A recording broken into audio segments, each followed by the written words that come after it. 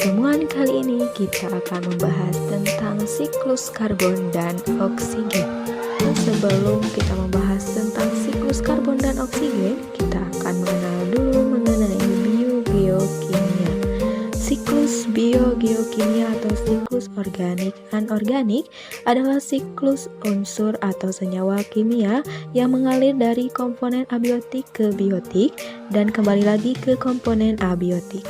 Siklus unsur-unsur tersebut tidak hanya melalui organisme, tetapi juga melibatkan reaksi-reaksi kimia dalam lingkungan abiotik, sehingga disebut siklus biogeokimia. Adapun siklus karbon merupakan siklus biogeokimia di mana karbon dipertemukan antara biosfer, geosfer, hidrosfer, dan atmosfer bumi. Karbon dapat diambil dari atmosfer dengan berbagai cara. Yang pertama, ketika matahari bersinar, tumbuhan melakukan fotosintesis untuk mengubah karbon dioksida menjadi karbohidrat dan melepaskan oksigen ke atmosfer. Proses ini akan lebih banyak menyerap karbon pada hutan dengan tumbuhan yang baru saja tumbuh atau hutan yang sedang mengalami pertumbuhan yang cepat. 2. Pada permukaan laut ke arah kutub, air laut menjadi lebih dingin dengan karbon dioksida akan lebih mudah larut. Selanjutnya, karbon dioksida yang larut tersebut akan terbawa oleh sirkulasi termohalin yang membawa massa air di permukaan yang lebih berat ke kedalaman laut atau interior laut. 3. Di laut bagian atas. Pada daerah dengan produktivitas yang tinggi, organisme membentuk jaringan yang mengandung karbon. Beberapa organisme juga membentuk cangkang karbonat dan bagian-bagian tubuh lainnya yang keras. Proses ini akan menyebabkan aliran karbon ke bawah. 4. Pelapukan batuan silikat. Tidak seperti dua proses sebelumnya, proses ini tidak memindahkan karbon ke dalam reservoir yang siap untuk kembali ke atmosfer. Pelapukan batuan karbonat tidak memiliki efek neto terhadap karbon dioksida atmosferik karena ion bikarbonat yang terbentuk terbawa ke laut di mana selanjutnya dipakai untuk membuat karbonat laut dengan reaksi yang sebaliknya. Karbon dapat kembali ke atmosfer dengan berbagai cara. Yang pertama, melalui pernapasan atau respirasi oleh tumbuhan dan juga binatang. Hal ini merupakan reaksi eksotermik dan termasuk juga di dalamnya penguraian glukosa atau molekul organik lainnya menjadi karbon dioksida dan juga air. 2. Melalui pembakaran material organik yang mengoksidasi karbon yang terkandung menghasilkan karbon dioksida juga yang lainnya seperti asap. Pembakaran bahan bakar fosil seperti batu bara, produk dari industri perminyakan, dan gas alam akan melepaskan karbon yang sudah tersimpan selama jutaan tahun di dalam geosfer. Hal inilah yang merupakan penyebab utama naiknya jumlah karbon dioksida di atmosfer. 3. Melalui pembusukan binatang dan tumbuhan. Fungi atau jamur dan juga bakteri mengurai senyawa karbon pada binatang dan tumbuhan yang mati dan mengubah karbon menjadi karbon dioksida jika tersedia oksigen atau menjadi metana jika tidak tersedia oksigen. 4. Di permukaan laut di mana air menjadi lebih hangat, karbon dioksida terlalu dilepas kembali ke atmosfer. 5. Erupsi vulkanik atau ledakan gunung berapi akan melepaskan gas ke atmosfer. Gas-gas tersebut termasuk uap air, karbon dioksida, dan belerang.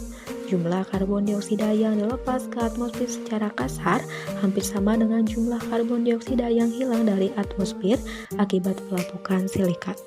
Kedua proses kimia ini yang saling berkebalikan ini akan memberikan hasil penjumlahan yang sama dengan 0 dan tidak berpengaruh terhadap jumlah karbon dioksida di atmosfer dengan skala waktu yang kurang dari 100.000 tahun. Adapun untuk siklus karbon dapat terjadi yaitu bahwa karbon dioksida yang berada di atmosfer berasal dari berbagai macam sumber, salah satunya dari erupsi gunung berapi, kebakaran hutan, respirasi makhluk hidup dan bahan bakar fosil. Aktivitas manusia saat ini seperti dalam kegiatan industri juga menjadi penyumbang terbesar karbon dioksida ke atmosfer. Karbon yang ada di atmosfer akan diikat oleh tumbuhan untuk melakukan proses fotosintesis. Karbon merupakan salah satu sumber utama digunakan tumbuhan untuk menyusun bahan makanan. Bahan makanan pada tumbuhan yang dimaksudkan merupakan senyawa karbon organik yang disebut juga dengan nama glukosa. Setelah itu akan disusun menjadi amilum serta senyawa lain seperti protein, vitamin, dan lemak yang disimpan di dalam tubuh tumbuhan seperti buah, daun, batang, dan akar. Hewan mendapatkan kebutuhan karbon yang berasal dari tumbuhan melalui rantai makanan, dimulai dari herbivora yang memakan tanaman, kemudian karnivora akan memangsa herbivora, dan juga seterusnya. Jasad hewan yang sudah mati atau urin fesesnya akan hancur menjadi detritus, kemudian detritus akan dimakan oleh detrivor sehingga memperoleh kebutuhan karbon. Selain itu, dekomposer yaitu bakteri pengurai akan menguraikan karbon organik jasad mati sehingga menjadi karbon anorganik. Bahan organik akan kembali lagi ke dalam karbon organik yang sudah terurai. Diketahui pada siklus karbon daratan, proses pengubahan karbon dioksida menjadi karbohidrat dan pelepasan oksigen dilakukan oleh tumbuhan darat. Namun di daerah perairan, peran ini dilakukan oleh organisme-organisme fotoautotrof perairan, contohnya seperti fitoplankton, ganggang, dan lain sebagainya. Dalam ekosistem akuatik, karbon dioksida dapat disimpan dalam batuan dan sedimen. Diperlukan waktu lama sebelum karbon dioksida ini dilepaskan melalui pelapukan batuan atau proses geologis yang membawa sedimen ke permukaan air. Karbon dioksida yang disimpan dalam air akan hadir baik sebagai ion karbonat atau bikarbonat. Ion-ion ini adalah bagian penting dari buffer alami yang mencegah air menjadi terlalu asam atau terlalu basah. Ketika matahari menghangatkan karbonat air dan ion bikarbonat, maka akan dikembalikan ke atmosfer sebagai karbon dioksida. Ketika proses fotosintesis dan juga respirasi, maka akan membentuk dasar unsur siklus karbon. Mereka tidak akan mendapatkan zat yang dibutuhkan. Untuk memahami hal ini, maka sangat penting ketika melihat apa yang terjadi saat karbon dioksida dilepaskan serta bagaimana bahan bakar fosil ini terbentuk. Siklus karbon juga bisa terjadi melalui tahapan singkat ketika tanaman hijau mati. Biasanya karbohidrat akan diuraikan oleh jamur atau bakteri. Jamur serta bakteri akan menjalani respirasi, kemudian akan memungkinkan mereka untuk melepaskan karbon kembali ke atmosfer sebagai karbon dioksida. Untuk selanjutnya yaitu adalah siklus oksigen. Siklus oksigen merupakan pertukaran oksigen di bumi ini yang berlangsung secara terus-menerus, tidak ada habisnya. Siklus oksigen terjadi karena semua makhluk hidup membutuhkan oksigen untuk keberlangsungan hidupnya. Teman-teman, siapakah penghasil oksigen terbesar di bumi? Apakah pohon? Kalau jawaban kalian adalah pohon, masih kurang ya, masih salah. Pohon adalah salah satu penyumbang oksigen, akan tetapi hanya sebesar 20% untuk bumi. Pohon berguna untuk mitigasi atau mengurangi karbon dioksida yang ada di bumi. Jadi, jawaban yang benar adalah plankton, khususnya adalah fitoplankton. Kenapa fitoplankton?